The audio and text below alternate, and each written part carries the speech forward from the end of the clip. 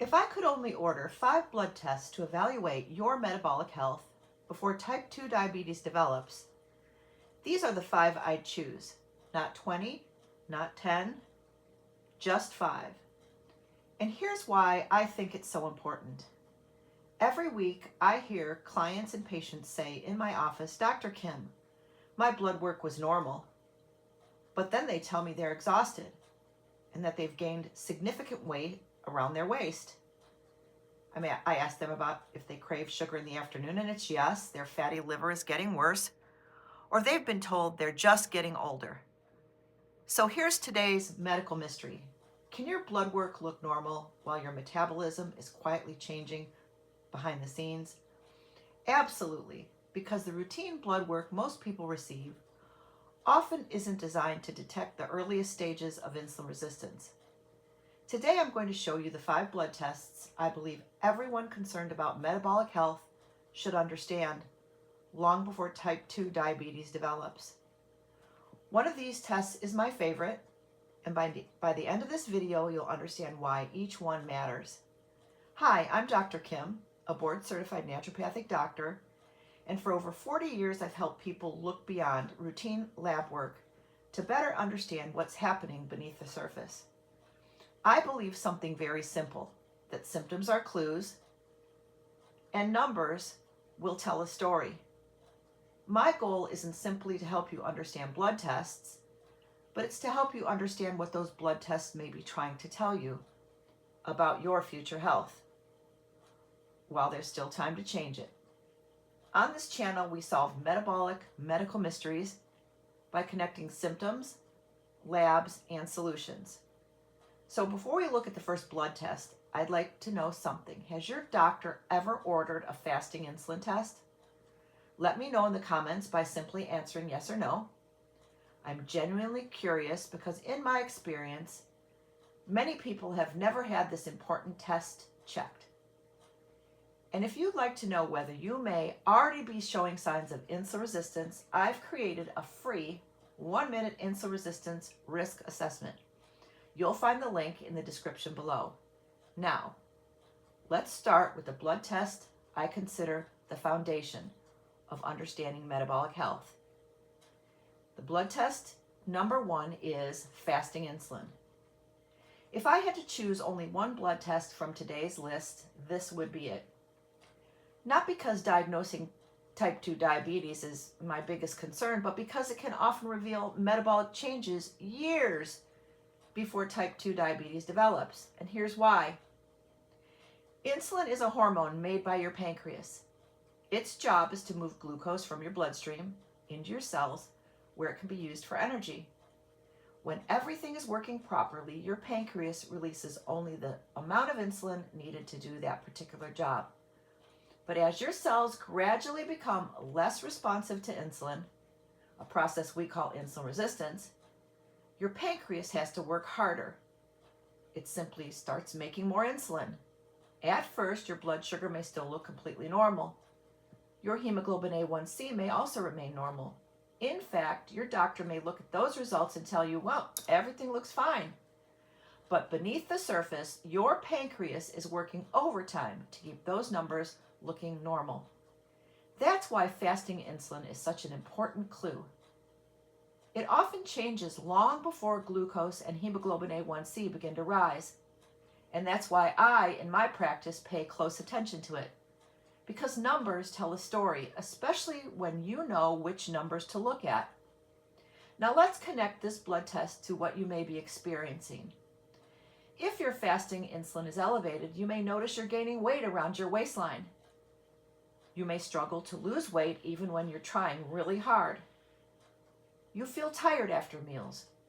You crave sweets or carbohydrates. You feel hungry again shortly after eating. Here's a big one. You have brain fog or afternoon fatigue. One symptom by itself doesn't tell us very much, but when we connect your symptoms with the right laboratory testing, the picture becomes much clearer. That's why I don't look at one symptom, and I don't look at one blood test. Over here, we connect the dots. Now you might be thinking, if fasting insulin is so helpful, Why do doctors still check only fasting glucose? And that's exactly what we're going to talk about next. Blood test number 2 is fasting glucose. Now let's talk about a blood test almost everyone has had, fasting glucose. Now don't misunderstand me. I order fasting glucose all the time.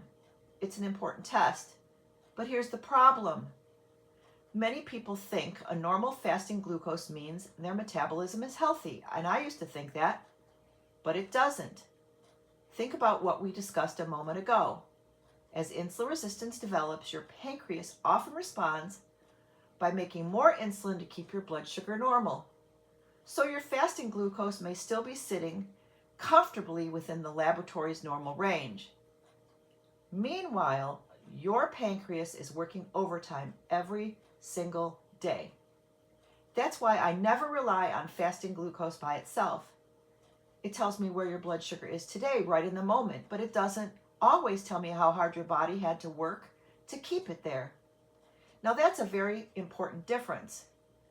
When I look at fasting glucose, I also want to know, what is your fasting insulin? Those two numbers together tell me a much bigger story. Remember, numbers tell a story. The key is knowing which numbers belong together. The next blood test is number 3, and it's hemoglobin A1C. The third blood test is probably one you've heard of also. This test estimates your average blood sugar over the last 2 to 3 months, and it's an excellent tool, but it also has limitation, and here's why. Hemoglobin A1C tells us what your blood sugar has been doing. It does not tell us how much insulin your body had to produce to keep those numbers looking good. Imagine 2 people. Both have a hemoglobin A1C of 5.4%.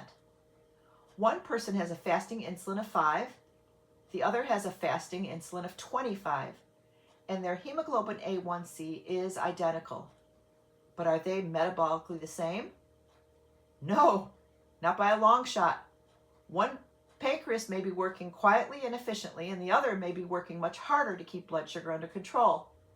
That's why I never interpret a hemoglobin A1C in isolation. I connect it with the rest of the story. That's exactly what we do on this channel. Symptoms, labs, solutions. So let's pause for a moment. Imagine this sounds familiar. You're tired. You struggle to lose weight. Your waistline keeps increasing. You crave carbohydrates. You wake up feeling exhausted, and yet your fasting glucose is normal. Your A1C is normal, and you're told everything looks great. But your symptoms haven't disappeared. As a matter of fact, they've gotten worse. That's because symptoms don't always wait for blood sugar to become normal. Your body may be sending signals long before type 2 diabetes develops. And that's why I encourage people to listen to those symptom signals instead of dismissing them. Your symptoms deserve a detailed explanation. So can I ask you a favor? If you're learning something new today, please consider sharing this video with a friend or family member. Someone you know has probably been told your blood sugar work looks normal, yet they're still struggling with fatigue, weight gain, or other unexplained symptoms. Sometimes one conversation, one video, or one blood test can completely change the direction of someone's health. And if you've already taken my free 1-minute insulin resistance risk assessment, I'd love to hear from you. Send me your score by email. The email is in the description below. And I personally enjoy seeing how people are doing and what questions they have. So far, we've looked at blood sugar and we've looked at insulin, both fasting tests. Now I want to show you something that many people never think about, because your cholesterol panel may contain one of the biggest clues that insulin resistance is developing. Let's connect the dots. Now let's move on to blood test number 4 and blood test number 5, triglycerides and HDL. Now let's look at those 2 numbers that are almost always included on a routine lipid panel, triglycerides and HDL cholesterol. Most people look at these numbers separately. I like to look at them together. It's called a ratio. Why? Because they often provide clues about what's happening metabolically. Generally speaking, people with insulin resistance often develop higher triglycerides and lower HDL cholesterol. And that doesn't happen overnight. It's another piece of the metabolic mystery puzzle. When I see elevated triglycerides, lower HDL, increased waist circumference, fatigue, difficulty losing weight, and perhaps a higher fasting insulin, I begin to see a pattern. Remember, one clue doesn't solve a mystery, but several clues together often do. That's why I encourage people to stop focusing on one laboratory value. Instead, connect the dots. Your body is always telling a story. Again, not one number, not one symptom, not one laboratory value. We connect the dots here. So now let's put the puzzle pieces together. Let's imagine someone walks into my office and she tells me, "I'm exhausted, Dr. Kim. I can't lose weight. My waist keeps getting bigger no matter what I do. Cut calories, exercise more. I wake up tired, I crave sweets, and my PCP says my blood work is normal." So now let's look deeper. Her fasting insulin is higher than I'd like. Her fasting glucose is still within the laboratory reference range. Her hemoglobin A1C is still within the laboratory range also. Her triglycerides are elevated and her HDL is lower than I'd like to see. Now, do you see why I don't focus on only one blood test? Every laboratory value contributes another clue. Every symptom contributes another clue. And when you and I put them together, the picture becomes much clearer. That's why I love solving metabolic medical mysteries. So what do you do next? If today's video has taught you anything, I hope it's this. Don't panic. Don't diagnose yourself especially. And don't assume one abnormal laboratory value tells the entire story. Instead, work with your healthcare professional to interpret your symptoms and your laboratory results together. Then, focus on the fundamentals that support metabolic health. Move your body every day. Build muscle through resistance training. Prioritize protein at every meal and whole foods. Improve your sleep. Manage chronic stress. And follow your laboratory values over time. Your health isn't determined by one number. It's determined by the direction you're moving. The wonderful thing about metabolic health is that many of these changes can improve when addressed correctly and hopefully earlier than later. Here's my final thought. I often tell my clients and patients, symptoms are clues. Numbers tell a story. The question is, are you looking at the right clues? Are you reading the story of your blood work correctly?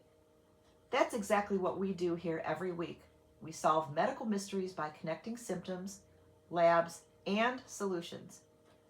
If you found this video helpful, I'd love for you to subscribe so you don't miss any future medical mysteries.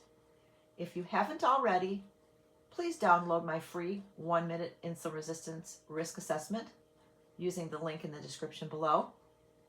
And if you've already taken the assessment, send me your score by email. I truly enjoy seeing where people are in their health journey and the questions that come from it. If you're looking for personalized guidance, interpreting your symptoms and laboratory results, I also offer coaching calls. You'll find that information in the description below also. Until next time, I'm Dr. Kim, the Insulin Resistance Doctor. Keep asking questions, keep connecting the dots, know your numbers, change your future, and remember, the earlier you recognize metabolic changes, the more opportunities you have to reduce your risk of type 2 diabetes and all the other diseases that come along with elevated insulin and elevated glucose, and improve your future health. I'll see you in the next video.